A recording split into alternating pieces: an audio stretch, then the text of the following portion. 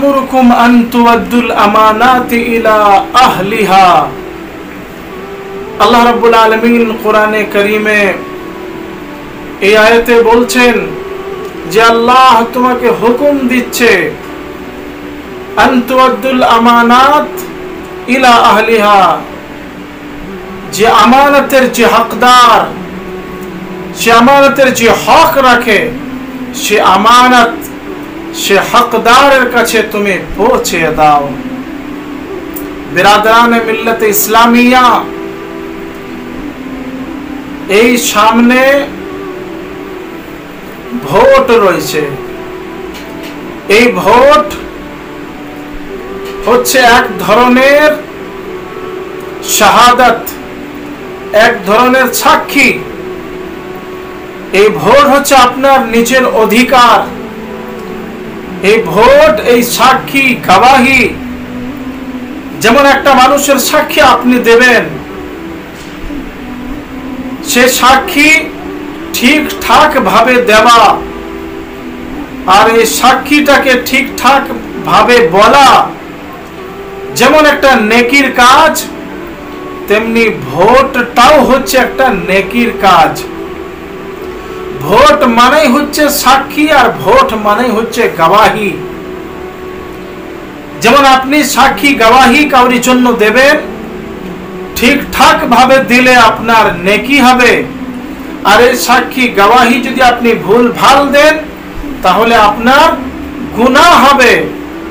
কেননা সাক্ষী আর গবাহিটা যেমন হচ্ছে আপনার কাছে সেই মানুষটার আমানত, তো তেমনি ভোটটাও হচ্ছে আপনার কাছে আমানত। ভোট আপনি কাকে দেবেন?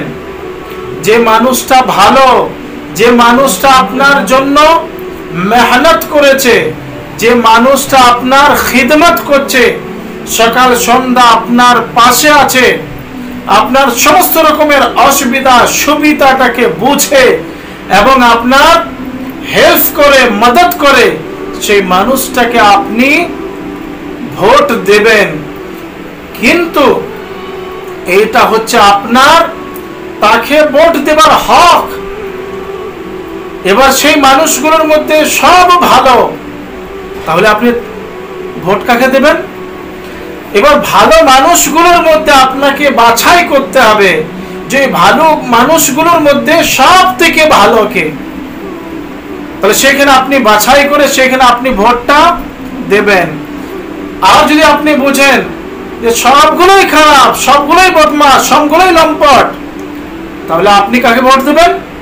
তখন আপনাকে দেখতে হবে যে ওই খারাপগুলোর মধ্যে ভালাই কার ভিতরে বেশি আছে। যার ভিতরে আপনি দেখবেন যে এই লোকটার ভিতরে খারাপিটা খানি একটু কম আছে,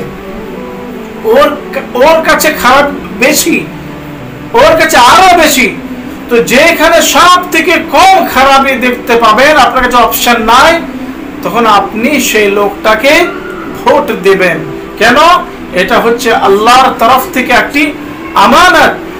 আর আমানত মানুষ সেই মানুষটাকেই দেয় যার সে হকদার, যে হক রাখে, সে আমানতের তাকে দেওয়া উচিত। আর আপনি যদি এই আমানতওয়ালার কাছে না পৌঁছান তাহলে আপনি গুনাহগার হবেন।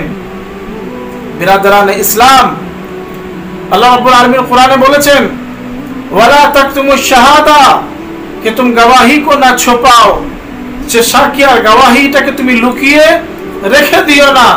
ওমান ইয়াকতুম ওয়ালা তাকতুমুশ শাহাদা ওমান ইয়াকতুমহা ফাইন্নাহু আসিমুন কলবু, আর যে ব্যক্তি নিজের সাক্ষী গবাহিটাকে লুকিয়ে রাখবে সে গুনাহগার হবে।